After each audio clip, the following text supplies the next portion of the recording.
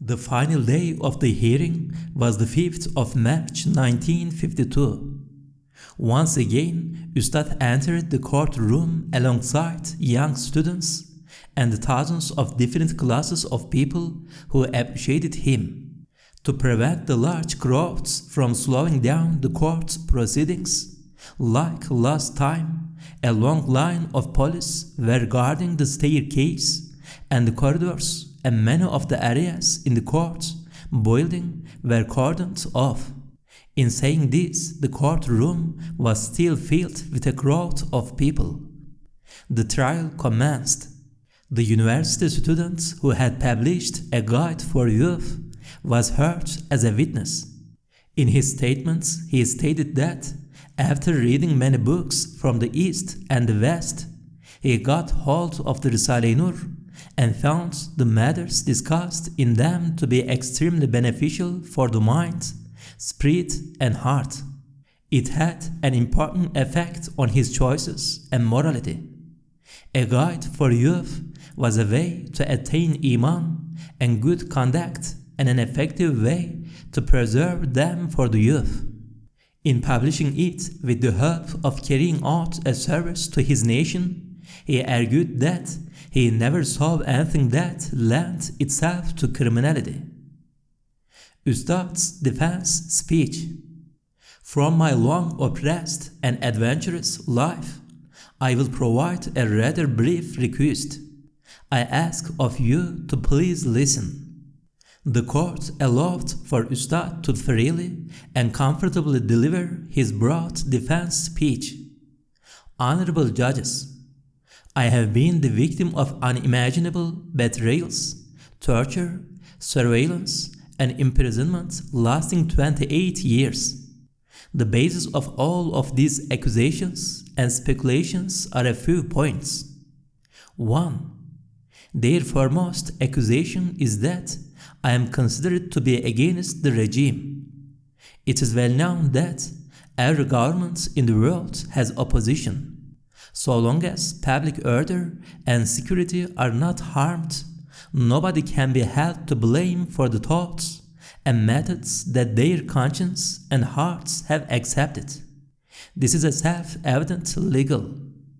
The British, who are bigoted in their religion and have a tyrannical government, have ruled more than 100 million Muslims for 100 years. Even though the Muslims never accepted the British atheistic regime and have rejected it with the Qur'an, to this day, the British courts have not interfered with them. Since the days of old, the Christians and Jews here and under the rule of all Islamic governments have been opposed to our religion and sacred regime. Despite being against it and objecting to it, those governments never interfered with them under the name of the law. Hazrat Umar, may God be pleased with him, during his reign as Caliph, was tried in court alongside an ordinary Christian. Even though that Christian was opposed to the blessed regime, religion, and laws of the Islamic governments, this personal state was never given any consideration by the court.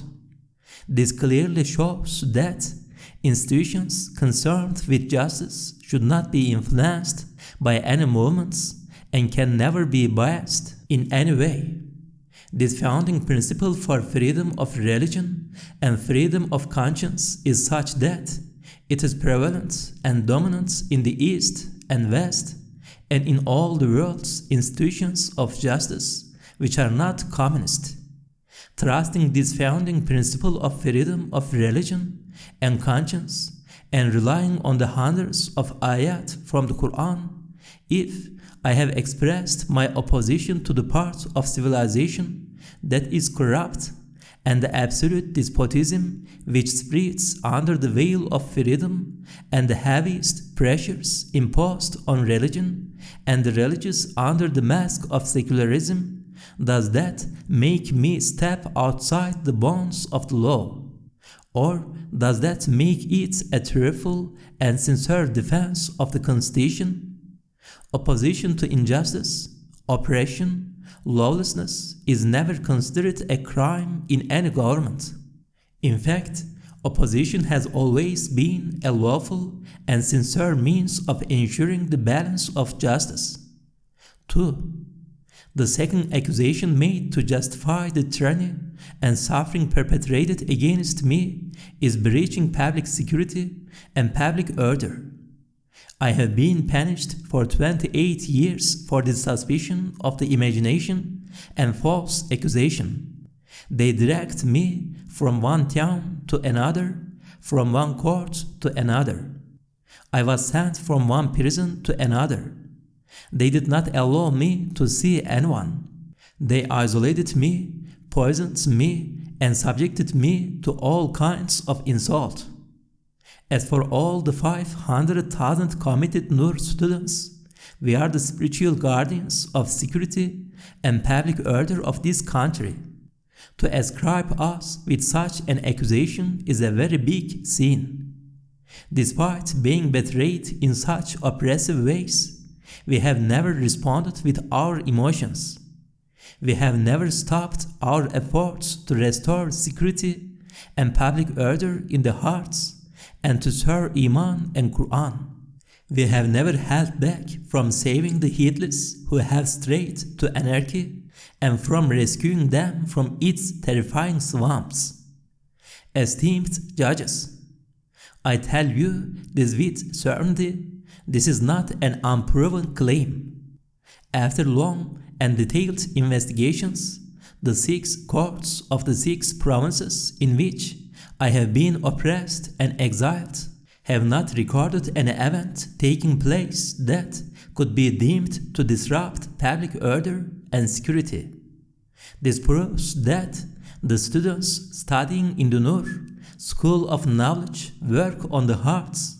They embed in the heads and hearts a guard that upholds public order and security. Our lessons on Iman are against anarchy, they are against rebellion and against Freemasonry and communism. You can ask any of the nation's security officials, has there been any incident involving one out of the 500,000 students in the Nur School of Knowledge disrupting public order? There are none. Of course, there are none because they all have in their hearts the firmest guardians of law and order, which is the guard of Iman. I have explained these truths at length in my article titled "The Truth Speaks," published in the 116th edition of Sabilur Rashad. Your claim is about a man whose life can testify that he has sacrificed his world, if need be his life, even his hereafter, and who, for the last 35 years, has abandoned politics. No evidence has been found for any political activity in any of the detailed investigations by numerous courts. This man is over the age of 80 and stands so close to the door of the grave, having no worldly, material possessions and having never attached importance to them. To claim that he is using religion as a means of politics is to commit an endless injustice and ruthlessness. As students of the Nur School of Knowledge, the all-wise Qur'an has taught us the following lesson of truth. If there is one innocent individual and 10 criminals in a dwelling or a ship, in order not to harm the rights of that one innocent person, the justice of the Qur'an forbids the destruction of that house or ship. If so, can it ever be justified to destroy a dwelling or ship containing 10 innocents and 1 criminal? Would it not be the greatest oppression, the greatest betrayal, and the greatest injustice if it was destroyed? Since divine justice and the truth of the Qur'an strictly forbids us from being on the path of disrupting public order and putting the lives of 90 innocents at risk because of 10 criminals, we have applied this lesson of the Qur'an with all our strength and have preserved public order as a religious obligation. There is no doubt that our secret enemies of the former times, who have made false allegations against us, have either deliberately made politics a means for atheism, or have knowingly or unknowingly worked to implement their corrupt ideologies in our homeland. It is clear that the ones who are disrupting law and order and breaching the public security of the nation is not us, but themselves. A true Muslim, a sincere believer, can never support anarchism and rebellion. Religion vehemently forbids rebellion and anarchy, because anarchism does not recognize anybody's rights. It transforms the human characteristics and the products of civilization to that of a wild beast. The all-wise Qur'an has pointed to this committee as being Yejuj and Mejuj, Gog and Magog, at the end of times. Esteemed judges of the court, my students and I have been subjected to torment and suffering for 28 years. The persecutors have not held back from hurling insults at us. We have patiently endured all of this and have continued our service of Iman and Qur'an. We have forgiven the oppression and suffering experienced at the hands of people from the previous era, for they have already got what they deserved, and we have been given back our rights and freedom. I offer thanks to Allah for giving us the opportunity to say a few words in the presence of just and faithful judges like yourselves. هذا من فضل ربي. Said Nursi. Parts from the defense by lawyer Mihri Helal. The author of the Risale-i Nur is the humblest of all the authors and writers. He is the biggest enemy of fame and arrogance. He has turned his back on all worldly possessions. No property, fame, influence. None of these have become worthy to be his aim. Gandhi even could not turn down the world like he has. This great man who only eats 50 grams of bread and 1 bowl of soup, if he is alive, it is that he lives only for the service of the Qur'an and Iman. There is absolutely nothing more important in his view. Since this is the case, is it compatible with justice, fairness, reason, knowledge, human thought, idea of law, logic, and intelligence to accuse him for praising his books and to try and entangle him in the web of Article 163 of the Criminal Code? I leave this to the judgment of the High Court.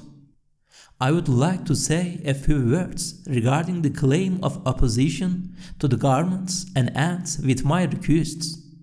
Here, before you, is an elderly person who has seen this century. He is purely and sincerely awaiting your just verdicts. Never has he once in his life stooped to making a false claim. In the first day of the hearing, he has openly told the court that he was happy with the present government and praised for their success, and that the government he did not like and criticized was the previous governments. In reality, my client, along with so many others, have struggled against oppression, worked for freedom and democracy. They are pleased with the success that has come from this struggle. The aim of the Risale-i Nur is to instill in the hearts the law and order of society.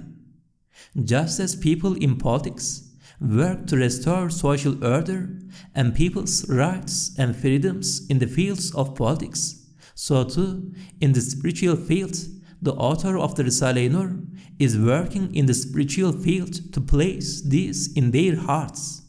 There is a common objective here. The author of the Risale-i Nur and its students are a school of learning, and they are the spiritual volunteering guards of social law and order. They work in the spiritual field to lift anarchy and rebellion from the hearts and minds. With complete sincerity, without any compensation and ill intention, without expecting reward, they work for the benefit of the people and nation solely for the pleasure of Allah. To do this is not a felony or a crime, but rather a service to the people and nation. It should be praised, not condemned. It is our right to ask for his acquittal. The verdict is for the High Court to make. The defense by lawyer Seniyuddin Başak. The author's next defense lawyer Seniyuddin Başak was given time to say a few words. We have now shed light on this matter. The truth is now as evident as the sun. The High Court has been cognizant of all the facts. I do not have anything more to add to this. I would have liked to provide an analysis on the mentality of those who direct such valuable and virtuous people who, without seeking any reward in return other than the pleasure of Allah, sacrifice themselves for their people and nation and have him seated where criminals are questioned. However, this is not the place for this discussion. For this, we will need to write a separate book, because to struggle with this mentality is a duty incumbent on everyone. I rely on the conscience of the High Court that its verdict does not have me present a further defense. I am honored to plead for the acquittal of my client. The defense by lawyer Abdurrahman Sheref Lach, another famous and eminent lawyer with iman and influence who volunteered to defend Ustad in court. Abdurrahman Sheref Lach began his defense. He first started with an introduction by saying, "It has been clearly established that this blessed man, who is over the age of 80, has had no connection with the crime he is indicted with. The High Court has now completely realized this, and I am hopeful that the verdict reached will be for his acquittal. Although there is probably a 1 in 1,000 chance for the verdict to be against us, I will consider it as failing to fulfill my responsibility if I neglect defending this innocent man. I ask the judges to take into account the decisions and opinion of the appeals court. This should not be overlooked as a process just because we have not specifically raised it in our defense. This is why I ask permission to defend my client in this High Court." Well then, Mr. Abdurrahman, we will hear your final defense. Please continue. The book titled The Guide for Youth consists of the comments and commentary of the Qur'an of mighty stature and discusses the orders and guidance of the religion of Islam. According to Article 70 of the Constitution, all citizens have the natural right and freedom of personal security, conscience, reflection, speech, and publication. And based on Article 75 of the Constitution, nobody can be reprimanded because of the religion and sect they follow. Therefore, it is against the Constitution to strip my client of his rights and freedoms afforded by the Constitution and make him face such criminal charges. If you assume that our explanations are not considered, and you deem my client as satisfying the undemocratic Article 163 of the Turkish Criminal Code, we will then move to analyze the indictment. Here is an elderly, white-haired Muslim, a Muslim who has had white hairs for dedicating his whole life to the Nur, a Muslim who has imbued his hair, his years, and his whole self with the Nur of Allah and become the purest of Muslims. He has dedicated his whole life, which is a bounty of Almighty Allah, to the peace and true happiness of the people of this nation. He has persisted in walking on the same path up to the time he submits his spirit to Allah, who is the true owner of destiny. This great Muslim who has exhausted his body, which is a divine dwelling, on the path of Allah, stands up at the present time when we claim we have democracy, and the only thing he says is Allah, the Qur'an, the Prophet, and warns the youth, saying, "Be careful." Now, as soon as he utters this, the persecutor who initiated this trial clings onto it and says, "Come here, you committed a crime." So a darkness engulfs the horizon. However, look at this very noble elderly Muslim, how very calm and how very comfortable he is, for he is not in multiplicity but in unity.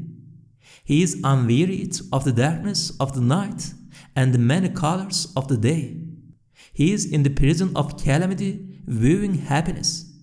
He has found fidelity on the table of hardship and has been the recipient of divine reflections, for he is aware of the truths of creation. The denseness of his being has transformed into a spiritual subtlety. The persecutor who prepared these indictments catches this Muslim man who has divine effulgence running through his veins and drags him to prison. Why? For what reason? What did this elderly man do? What is this elderly Muslim's fault? Let me tell you what he has done. Let's look at what he has done according to the persecutor who initiated the case. He wrote a book called A Guide for Youth. A. He acted against secularism. How could Allah, religion, Iman ever be against secularism? According to this, it can. Well then, what else? B. He wanted to make the government's social, economic, political, and legal fundamental laws comply with the fundamental principles of religion. Why and for what reason and aim did he do this? C. To gain and establish his personal influence. Well, does he have any political motives? No, he does not. The committee of experts did not pick up on such an interest either, and neither can the prosecutor say this. Well then, since he has no political motives, why would such an elderly man who has such a fragile physique and frame and has no expectations from the world ever want to acquire any sort of influence? How would I know that? Replies the prosecutor. He just wants to have it. And this is what the experts are saying. Then how did this Muslim do all this work? He made religion, religious sentiments and things that are considered sacred an instrument. What are these things that are considered sacred? The religion of Islam, Islamic devotion, the awe infused into the hearts when the name of Allah is mentioned, the Qur'an, tafsir. So the prosecutor knows about this, and he too considers these matters as sacred. Well then, how does knowing this, believing it, and later expressing it constitute an instrument? Yes, according to the prosecutor who filed this case, it is considered as making it an instrument. But then, that means the prosecutor is also making it an instrument, since he is using it as an instrument for political law and as a means to imprison a Muslim. In that case, isn't he committing a crime according to the article 163? No, says the prosecutor, mine is not propaganda. His was propaganda and indoctrination. Well, what did he say? He said the following. At the present time, the most fearsome of the group in the war of atheistic misguidance against Islam, the commandership of which has been given to a Satan through the scheming of the evil commanding nafs, is half-naked women who with their bare legs, those ghastly knives, attack and assault the believers. By striving to close the road to marriage and widen the road to prostitution, they take the nerves of many people captive and wound their hearts and spirits with grave sins. Indeed, they kill some of those hearts. Is this not true? Are we denying prostitutes who promote fornication and destroy the institution of marriage? Is it not true that the government is working to fight against public and secret prostitution? Don't we have the criminal law, the Struggle Against Prostitution Act, and the moral police officers struggling against this problem day and night? Yes, there is. However, we deal with this, not Allah, says the prosecutor. Well, he can say all he wants, but the truth of the matter is that the law, the officials and prosecutor seize criminals after the crime has been committed. That is, after everything has happened, after the chastity has been lost and the murder has been committed. The law has no opportunity to deter anyone beforehand. But religiously, you can deter people, fear of Allah and religious practice. With this fear, one can prevent any type of humiliation. The religion of Islam commands this. It asks us to take preventative measures. How? By giving advice, warning them, teaching about Allah, instilling the fear of Allah in one's heart, the love of Allah, hellfire, and eternal punishment, by embedding the desire for eternal happiness, making people aware of this, and to teach them to love and to fear. They should fear so that their evil does not prevail, and so they can rescue themselves and their community. And so prosecutor and nation and governments and citizens can be at ease. Prosecutors, governments, authorities, and the nation will then find relief. This is why one should instill the fear and love of Allah in people. So, how can this be done? By teaching it, writing and reading about it. But then, this is labeled as propaganda. What will happen? These are commands of Allah and the wisdom of the Qur'an of mighty stature, right? Is it not your most natural right to practice religion? Who can prohibit you from this, the path of Allah? They call this a crime. Is that so? Let us read the command of Allah, its meaning. Verily, those who disbelieve and hinder man from the path of Allah and oppose the messenger, after the guidance has been made clear to them, they will not harm Allah in the least, but He will make their deeds fruitless. Well, what if they don't listen? Repeat it for those who listen and believe, for there is good in what you do for this.